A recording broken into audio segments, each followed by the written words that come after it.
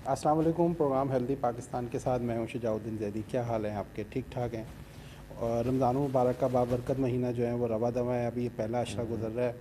तो ये बताएं कि आपके सब लोगों के जो पाकिस्तानी और पूरी दुनिया में तमाम मुसलमान भाई हमें देख रहे हैं, उनके रोज़े कैसे गुज़र रहे हैं। उम्मीद है कि अच्छे गुज़र रहे होंगे। अच्छा, रमज़ान मुबारक का बाबरकत महीना जो है वो क्योंकि रमा दवा है, इसमें हम हर वक्त जो है वो अल्लाह ताला का ज़िक्र करते हैं। और रमज़ान मुबारक का बाबरकत महीना किस तरीके से हमारी ज़िंदगी पे जो है वो मिस्बत असरात देता है, इस बारे में हम बात करने के लिए आज हम आए हैं कारी साजिद साहब के पास, जो किसी तारुफ के मोहताज तो नहीं है।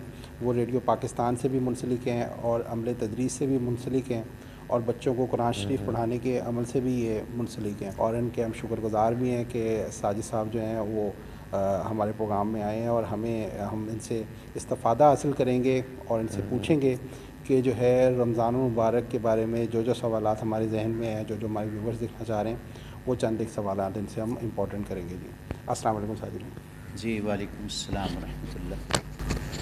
एक तो साजिद भाई ये बताइएगा सबसे पहले कि रोज़े के बारे में आप बताएं कि रोज़ा क्या है। रोज़ा जो है ये हमारे दीन इस्लाम का एक बुनियादी और अहम रुकन है। नबी करीम सल्लल्लाहु अलैहि वसल्लम का इरशाद गिरामी है कि बुनियल इस्लाम खमसिन शहादत अल्ला इलाहा इल्लल्लाह व अन्ना मुहम्मदुर रसूलुल्लाह व इक़ामिस्सलाह व ईताइज़ ज़काह व सौम वल हज। जो हमारे दीन की बुनियाद है वो 5 चीज़ों पे रखी गई है। एक तो ये गवाही देना कि अल्लाह के सिवा कोई इबादत के लायक नहीं, और ये गवाही देना कि हज़रत मुहम्मद सल्लल्लाहु अलैहि वसल्लम अल्लाह के आखिरी रसूल हैं, और नमाज अदा करना, रोज़े रखना, हज अदा करना और ज़कात देना। ये हमारे दीन के बुनियादी अरकान में से एक रुकन है। तो रोज़ा जो है ये हमारे ऊपर फ़र्ज़ करार दिया गया, जैसे कि इरशाद बारी ताला है, या अय्युहल्लज़ीना आमनू कुतिबा अलैकुमुस्सियामु कमा कुतिबा अलल्लज़ीना मिन क़ब्लिकुम लअल्लकुम तत्तक़ून, कि ए ईमान वालो, तुम पर रोज़े फ़र्ज़ किए गए जैसे कि पहली उम्मतों पर फ़र्ज़ किए गए, ताकि तुम मुत्तकी और परहेज़गार बन जाओ। तो रोज़ा जो है ये सुबह सादिक से लेकर गुरूब आफ़ताब तक जो है वो कुछ ना खाना पीना, इसका नाम जो है ये रोज़ा है। और रोज़ा जो है ये इंसान जब रखता है तो वो सिर्फ़ ये ना समझे कि मैं ये अल्लाह की एक इबादत की जो है वो तकमील कर रहा हूँ, बल्कि इसके और भी बहुत सारे रूहानी फ़ायदे भी हैं और जिस्मानी फ़ायदे भी हैं। रूहानी तौर पर आप देखें कि इंसान सारा साल जो है वो मादियत की तरफ, दुनियादारी की तरफ रहता है, और उसकी रूहानियत जो है वो कम हो जाती है, जिसकी वजह से वो अल्लाह से भी दूर हो जाता है, उसकी इबादत से भी दूर हो जाता है, और उसके जिस्म के अंदर मैल कुचैल जो है वो जमा हो जाती है। तो अल्लाह तबारक व तआला ने हमें ये रोज़े के ज़रिए से ये तरबियत अता फ़रमाई कि एक तो हम एक महीना ये प्रैक्टिस करके वो जो रूहानियत हमारे अंदर से कम हो गई थी, हम उस रूहानियत को भी हासिल कर लें, और जो हमारे जिस्म के अंदर मैल कुचैल जमा हो गया था उसको भी हम दूर कर लें।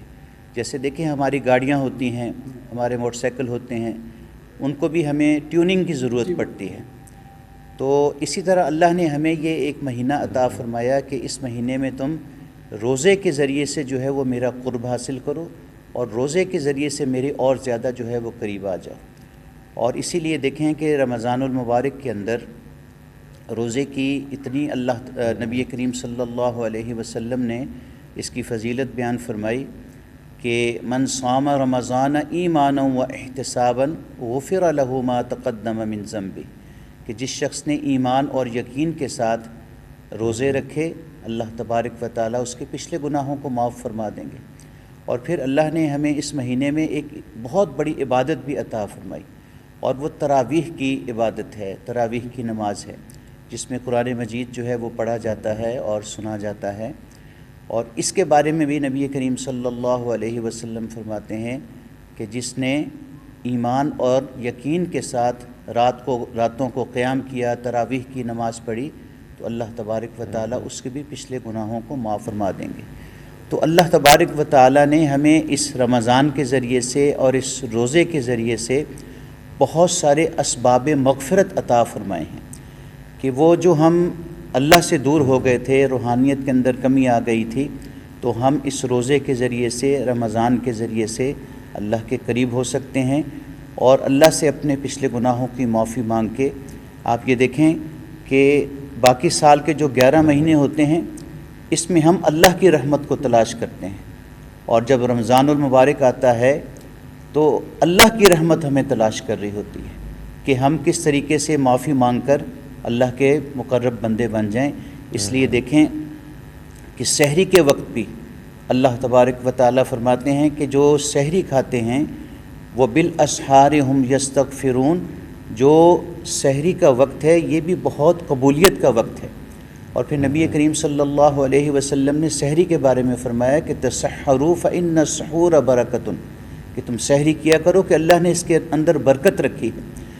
وہ وقت جو ہے وہ دعاؤں کی قبولیت کا وقت ہے، اور اللہ تبارک و تعالیٰ اس آسمان دنیا پہ تشریف لاتے ہیں اور وہ یہ پکارتے ہیں کہ ہے کوئی مغفرت کا طالب کہ میں اس کی مغفرت کر دوں، ہے کوئی کسی پریشانی میں مبتلا کہ میں اس کی پریشانی کو دور کر دوں، ہے کوئی کسی مصیبت اور رزق میں کوئی پریشان ہے تو میں اس کی رزق میں اضافہ کر دوں، اس کی پریشانی کو دور کر دوں۔ اسی طرح دیکھیں اللہ تعالیٰ کیسی مغفرت فرماتے ہیں کہ جب آدمی افطار کرتا ہے تو نبی کریم صلی اللہ علیہ وسلم نے فرمایا کہ روزہ دار جب روزہ افطار کرتا ہے تو اللہ پاک اس کو 2 خوشیاں عطا فرماتے ہیں، ایک وہ خوشی جو اسے دنیا میں حاصل ہے، اور ایک وہ خوشی جب وہ اللہ سے ملاقات کرے گا۔ اور اس وقت نبی کریم صلی اللہ علیہ وسلم دعاؤں کا خاص اہتمام فرمایا کرتے تھے۔ جب افطاری ہوتی تھی تو آپ علیہ الصلاۃ والسلام یہ پڑھا کرتے تھے، یا واسع الفضل اغفر لی، اے بہت زیادہ فضل کرنے والے ہمیں معافی عطا فرما دے۔ تو یہ اللہ پاک نے ہمیں جو یہ مہینہ عطا فرمایا ہے، دراصل یہ ہماری ایک روحانی تربیت کا مہینہ ہے، اور ہمارے ایک جو تطہیر ہے جس کہتے ہیں، جس میں ہمارے جسم کی پوری طور پر اوور ہالنگ ہے، وہ اس کے ذریعے ہم اس مہینے کے ذریعے سے وہ حاصل کرتے ہیں۔ یہی وجہ ہے کہ آپ یہ دیکھیں کہ جیسے ہی رمضان المبارک شروع ہوتا ہے تو شیاطین کو اللہ تبارک و تعالیٰ قید فرما دیتے ہیں۔ آپ دیکھیں مساجد کی رونق جو ہیں وہ بڑھ جاتی ہیں، اور ہر ایک انسان کے اندر یہ جذبہ پیدا ہو جاتا ہے کہ میں نیکی کے کاموں میں آگے بڑھ جاؤں، اللہ کو راضی کرنے والے کاموں میں آگے بڑھ جاؤں، اور یہی وہ جذبہ ہوتا ہے کہ جس سے ہماری مساجد جو ہیں وہ آباد ہو جاتی ہیں۔ تو اس لیے ہمیں اس ماہ مبارک کی بہت قدر کرنی چاہیے۔ تو ہمیں کیا پیغام کیا دیتا ہے روزہ، یہ بھی ہم ہمارے ویورز کو بتائیں کہ اس کا اصل پیغام کیا ہے ہم لوگوں کے لیے؟ روزہ جو ہے ہمیں یہ بہت ساری چیزیں سکھا رہا ہے۔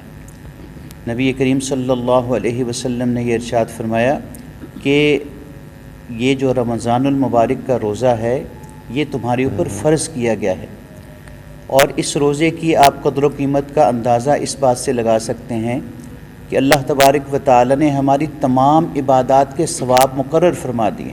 نماز پڑھو گے تو اتنا ثواب ہے، حج کرو گے تو یہ ثواب ہے، میرے راستے میں صدقات اور خیرات کرو گے، زکوٰۃ ادا کرو گے تو اس کا اتنا ثواب ہے۔ لیکن جب روزے کی باری آئی تو اللہ تبارک و تعالی نے اس کا ثواب جو ہے وہ مخفی فرما دیا، اور فرمایا کہ الصوم لی وانا اجزا بہ، کہ بندہ جو ہے وہ میرے لیے بھوکا پیاسا رہتا ہے، اور میری خاطر اسے پیاس لگ رہی ہوتی ہے وہ پانی نہیں پیتا، بھوک لگ رہی ہوتی ہے وہ کچھ نہیں کھاتا پیتا ہے۔ تو فرمایا کہ میں یہ روزہ اس نے میرے لیے رکھا ہے اور میں ہی اس کو جزا دوں گا۔ اور ہم نے جب قرآن مجید کا مطالعہ کیا تو پتہ چلا کہ کتنی جزا اللہ پاک دیں گے۔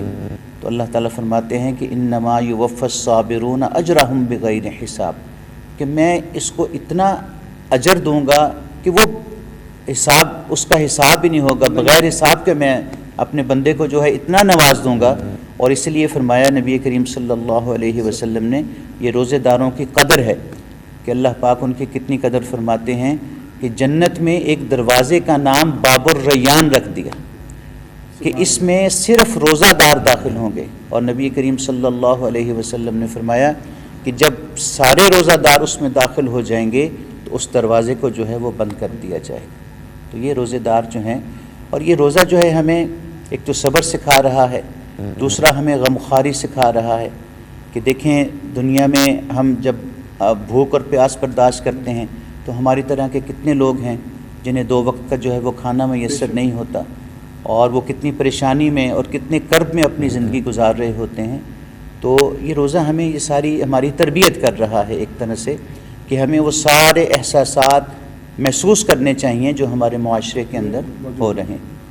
اچھا، ایک بڑا امپورٹنٹ کویشچن ہے کہ ہمارے بہت سارے دوست ایسے ہیں جو مختلف بیماریوں سے لڑائی لڑ رہے ہوتے ہیں، وہ ان لوگوں میں کچھ لوگ ایسے ہیں جیسے آج کل ہر تیسرے چوتھے بندے کو شوگر کی بیماری ہے، لاحق ہے، تو وہ سمجھتے ہیں کہ جی ہم روزہ نہ رکھیں، روزہ رکھنے سے شاید ہمیں کچھ ہو نہ جائے، تو اس کے بارے میں بھی کچھ بتائیں کہ ان کو کیا کرنا چاہیے، روزہ رکھنا چاہیے، چھوڑنا چاہیے، تو اس بارے میں آپ۔ محترم شجاع بھائی، عرض یہ ہے کہ رمضان المبارک کا جو روزہ ہے اس کی اتنی اہمیت ہے کہ اس کے بارے میں نبی کریم صلی اللہ علیہ وسلم کا یہ ارشاد گرامی ہے کہ اگر کوئی شخص بغیر عذر کے رمضان کا ایک روزہ چھوڑ دیتا ہے، وہ ساری عمر بھی روزے رکھتا رہے تو اس روزے کے ایک روزے کے وہ ثواب کو نہیں پہنچ سکتا۔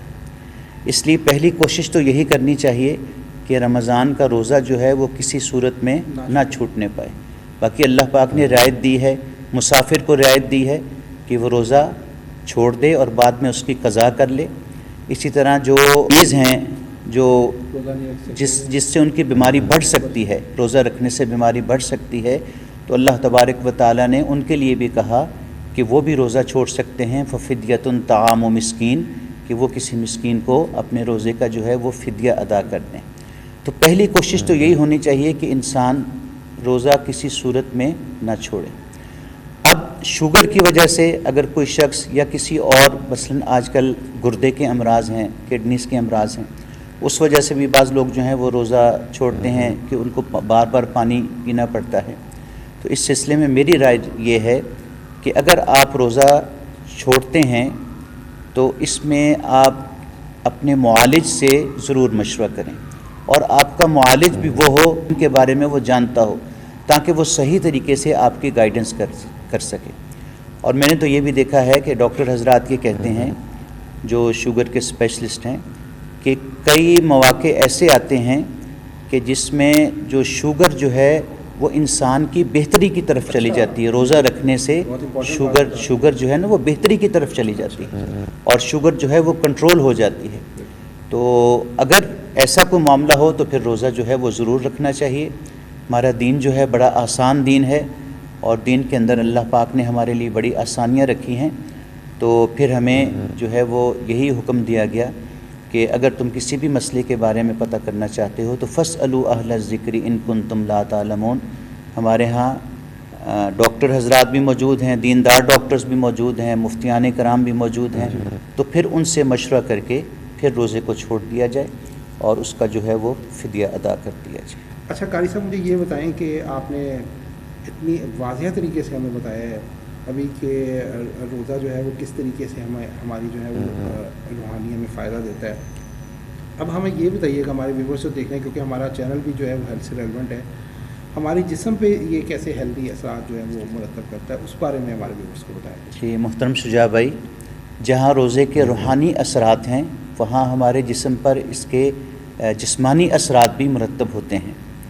آپ یہ دیکھیں کہ پورے مہینے میں ہم وقت پہ کھاتے ہیں، وقت پہ سوتے ہیں، اور ہر چیز کا جو ہے وہ ہم وقت مقرر کر لیتے ہیں، جس کی وجہ سے ہمارے معدے کے اوپر جو ہے وہ بوجھ نہیں پڑتا۔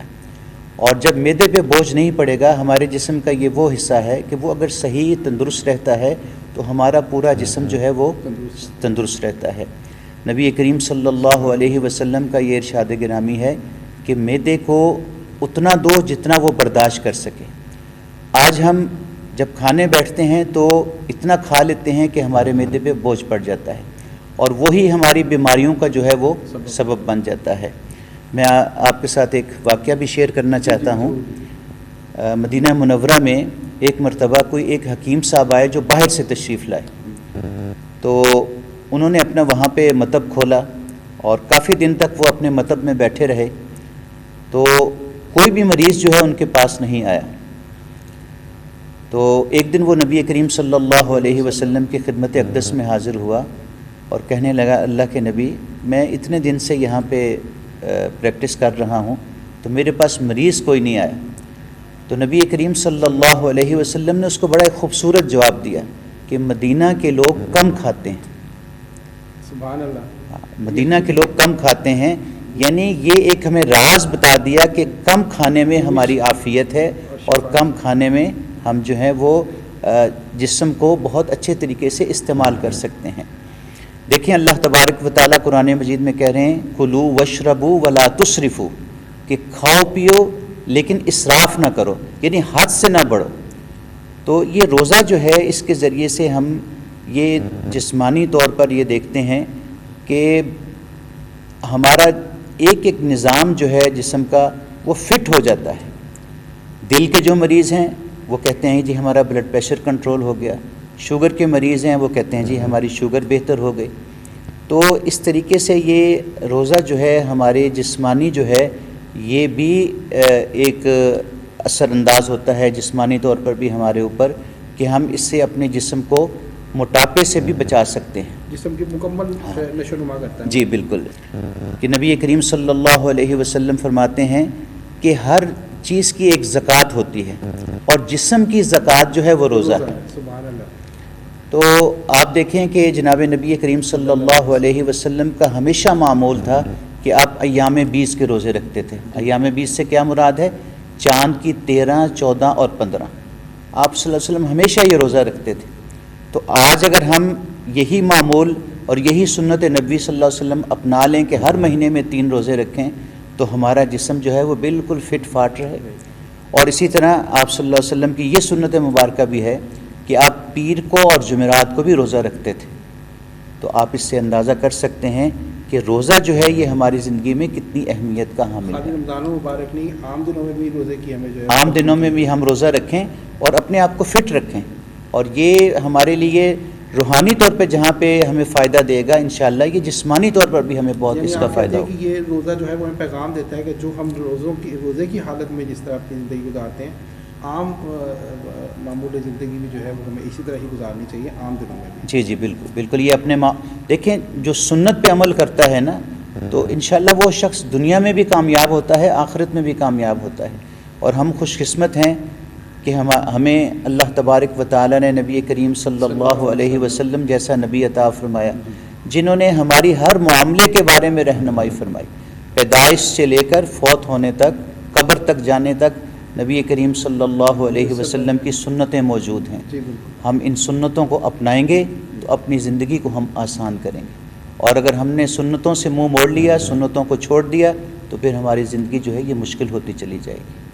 تو ضرورت اس امر کی ہے کہ اس وقت ہم نبی کریم صلی اللہ علیہ وسلم کی سنتوں کو پڑھیں اور سنتوں کو اپنائیں اور ان کو اپنی زندگیوں میں جاری اور ساری کریں.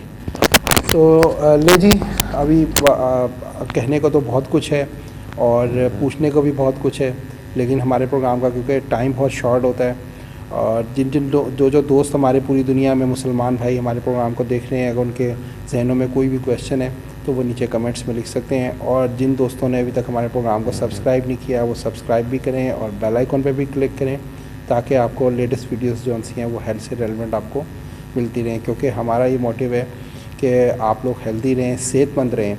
آپ لوگ ہیلدی ہوں گے تو ہمارا پاکستان ہیلدی ہوگا. تو اگلے پروگرام تک کے لیے اجازت دیں، جب تک کے لیے اپنا خیال رکھیں. اللہ حافظ.